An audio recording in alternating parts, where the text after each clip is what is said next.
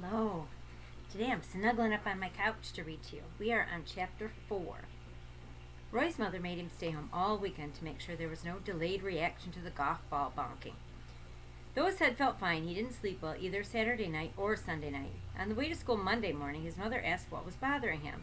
Roy said it was nothing, which wasn't true. He was worried about what would happen when Dana Matherson caught up with him.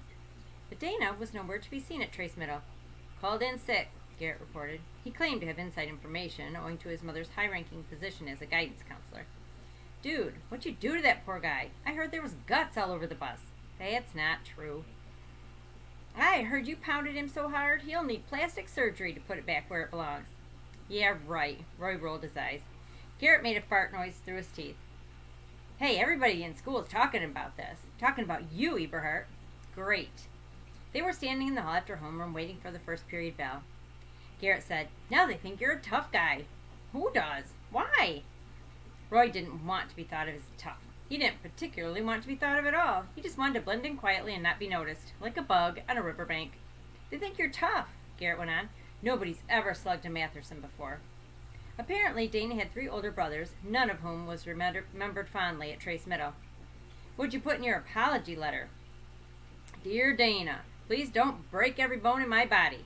You're so funny, Roy said dryly. The truth was, Garrett was pretty funny.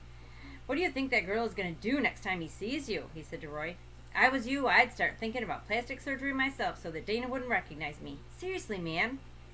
Garrett, I need a favor. What, a place to hide? Try the South Pole. The bell rang and streams of students filled the hall. Roy pulled Garrett aside.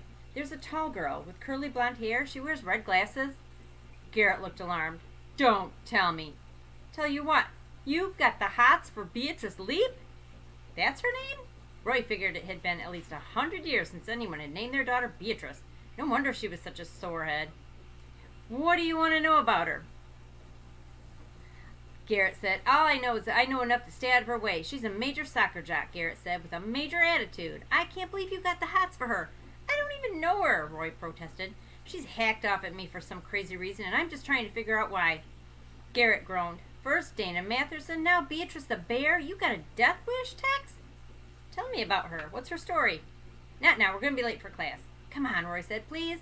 Garrett stepped closer, checking nervously over his shoulder. Here's all you need to know about Beatrice Leap, he said in a whisper. Last year, one of the star linebackers for Graham High snuck up from behind and slapped her on the bottom. This was at the Big Cypress Mall. Broad daylight.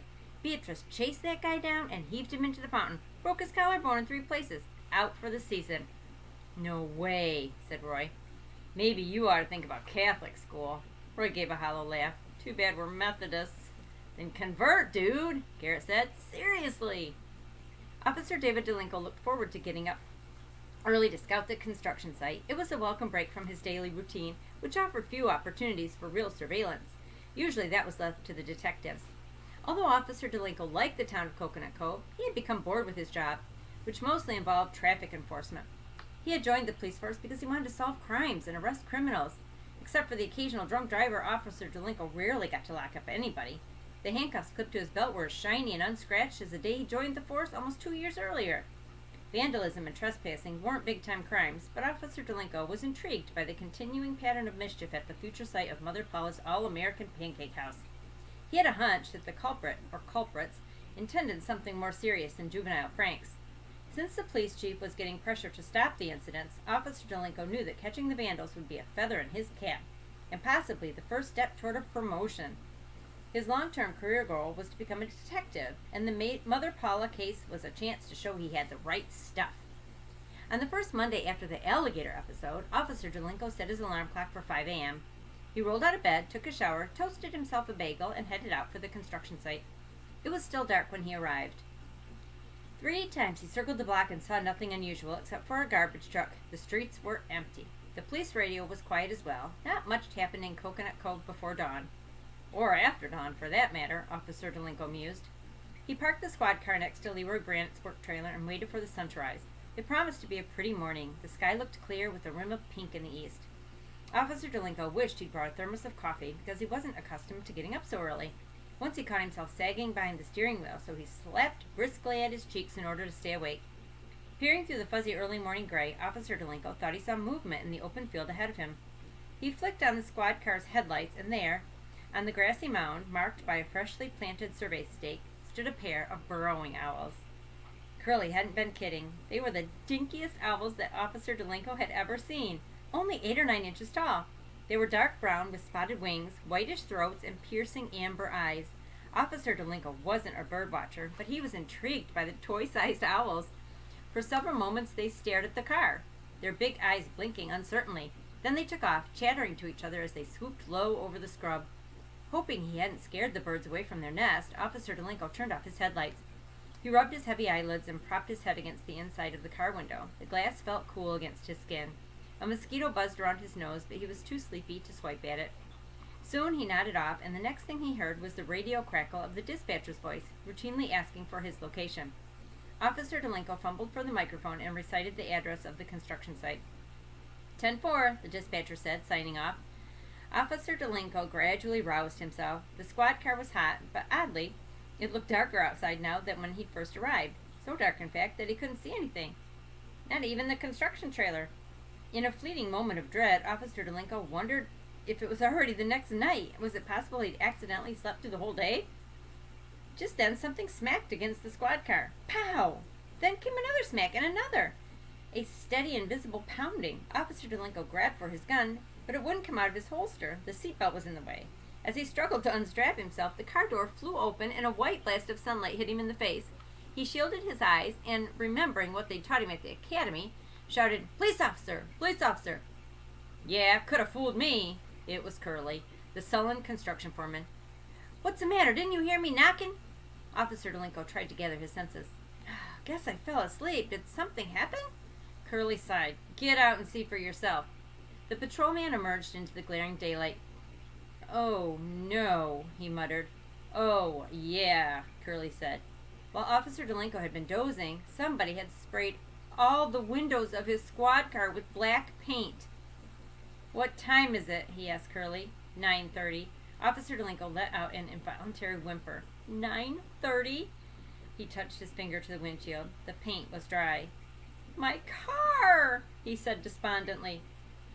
"Your car?" Curly bent down and scooped up an armful of dug-up survey stakes. "Who cares about your stupid car?" he said. Roy spent the morning with a knot in his stomach. Something had to be done. Something decisive. He couldn't spend the rest of the school year hiding from Dana Matherson and Beatrice Leap. Dana could be dealt with later, but Beatrice the bear couldn't wait.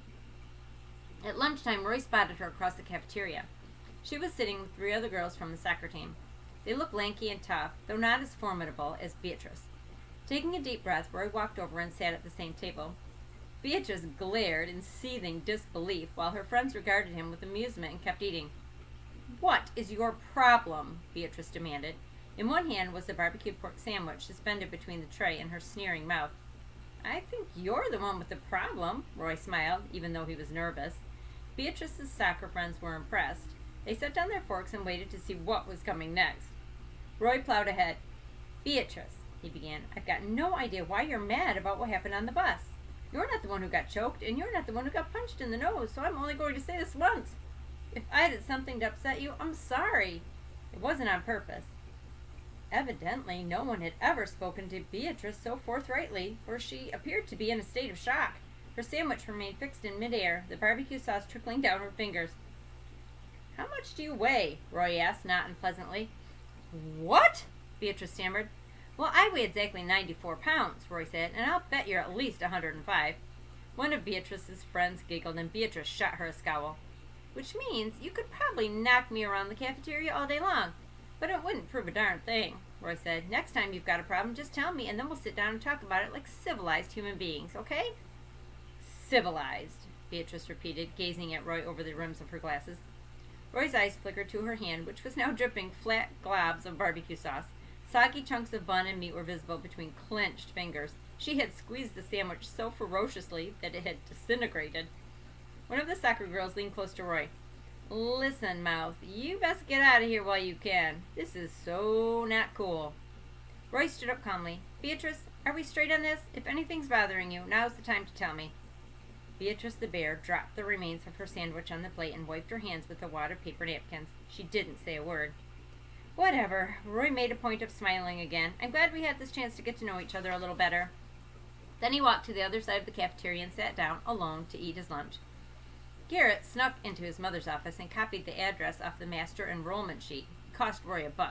Roy handed the piece of paper to his mother as they were riding home in the car.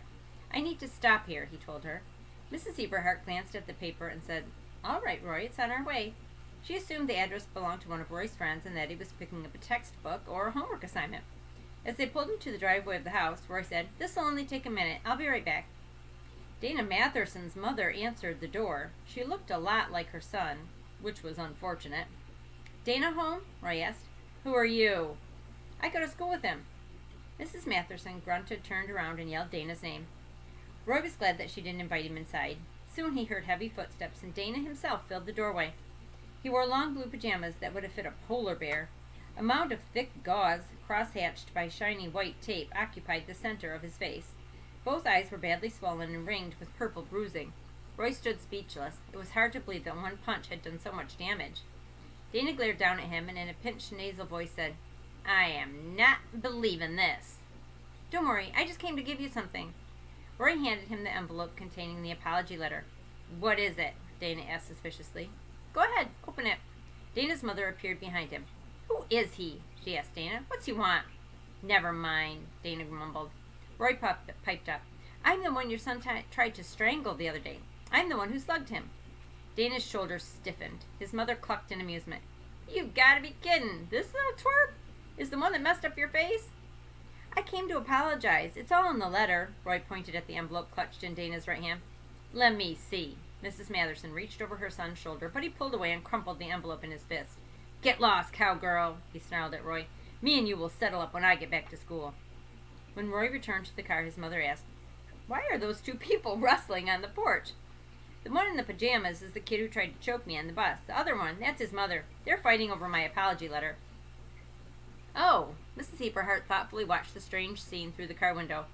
I hope they don't hurt each other. They're both rather husky, aren't they? Yes, they are. Can we go home now, Mom? End of chapter 4. We'll do chapter 5 in a couple of days.